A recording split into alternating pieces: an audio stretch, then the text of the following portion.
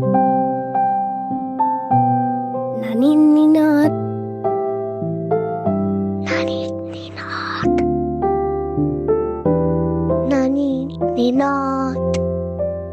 Contes infantils a cau d'orella.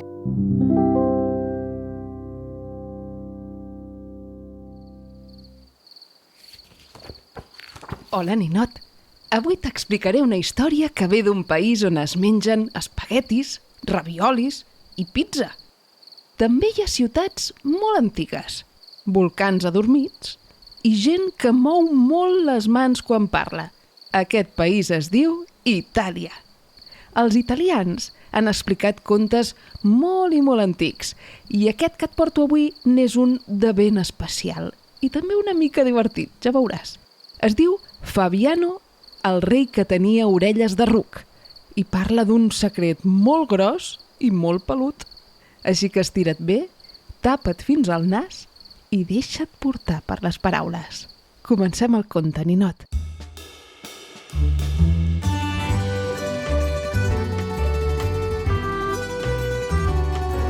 Fa molts i molts anys, en un regne entre muntanyes i vinyes, hi vivia un rei que era molt estimat pel seu poble.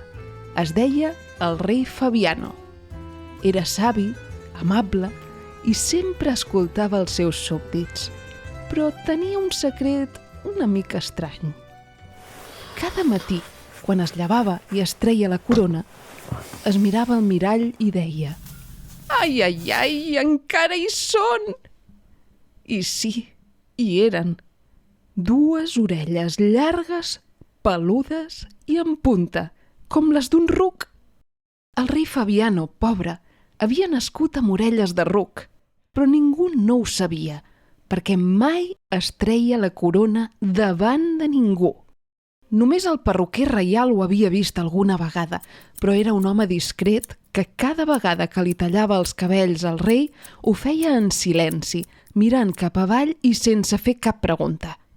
Un dia, però, aquell perruquer es va posar tan nerviós de guardar el secret que li va començar a fer mal la panxa. I el mal li pujava per la gola com si les paraules volguessin sortir soles. «No puc més, he de dir-ho a algú!» Però com que no podia dir-ho a cap persona, va fer una cosa ben curiosa.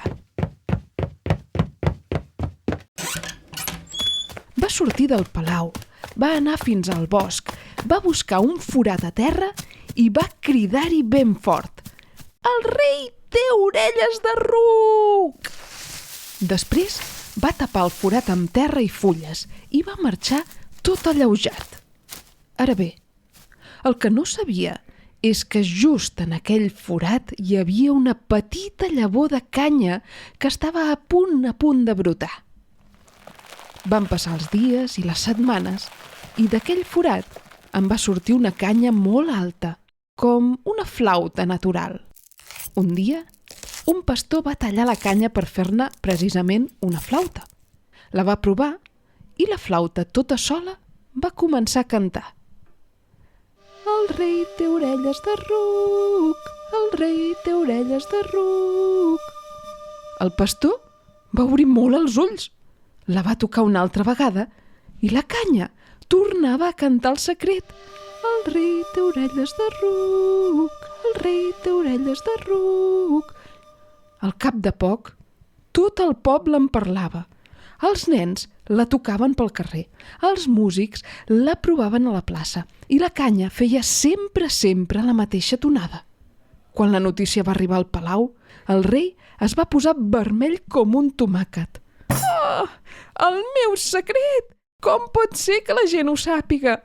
El rei Fabiano va cridar al seu consell i va fer portar la flauta.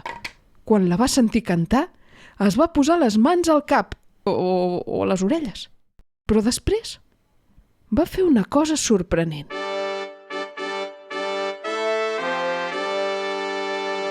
Va fer venir tot el poble a la plaça i va pujar-se a una tarima. Es va treure la corona i tothom va veure aquelles orelles llargues i peludes. Es va fer un silenci molt gran, fins que un nen petit va dir: Són com les orelles del meu ruc, però estan molt més netes. Tothom va riure i el rei també. Sí, senyors, va dir el rei, tinc orelles de ruc i sabeu què? Ja n'estic cansat d'amagar-les. Són meves i em fan escoltar molt millor. Des d'aquell dia, el rei Fabiano va caminar pels carrers amb la corona sota el braç i les orelles ben visibles. I el poble l'estimava encara més, perquè havia estat valent, sincer i molt, molt simpàtic. I a la plaça, encara avui, hi sona la flauta que canta: el rei té orelles de ruc i té el cor més gran del món.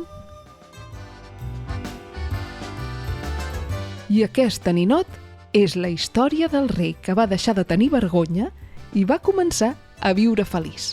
Què et sembla? A vegades tenim coses que pensem que ens fan diferents, oi? Però potser són just el que ens fa especials. Com el rei Fabiano, podem riure'ns una mica de nosaltres mateixos i estimar-nos tal com som. Perquè la sinceritat i l'autoestima són com una corona que no cal treure's mai.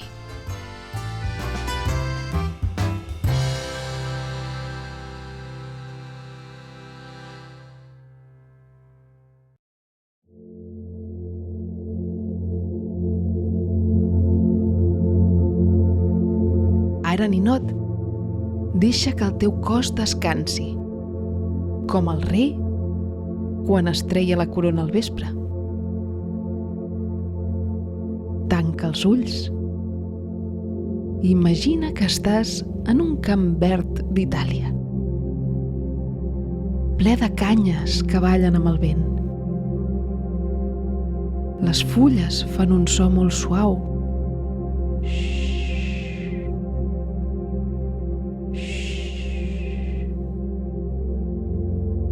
Agafa aire pel nas, com si volguessis olorar un plat d'espaguetis que fa molt bona pinta.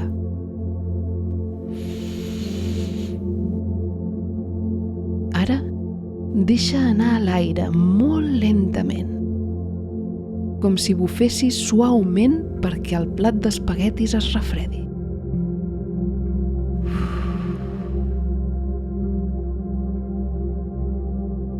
Torna-ho a fer. 2 vegades més.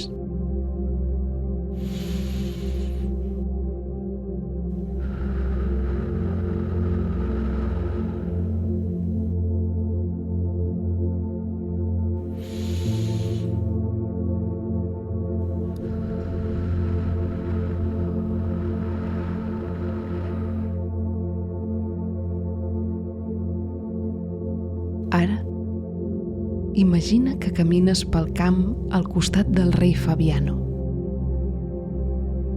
El vent li mou les orelles llargues de ruc i ell et somriu. Ets perfecte tal com ets, et diu el rei tot serè. I tu camines a poc, i amb cada pas et sents més lleuger, com si flotessis damunt les fulles del camp. El teu cos es va adormint. Primer els peus, després les cames, la panxa, els braços, les mans, la cara, el front, i la calma t'embolcalla, com una capa suau de llum daurada. Tot està bé. Tu estàs bé. I és hora de descansar. Na nit, ninot.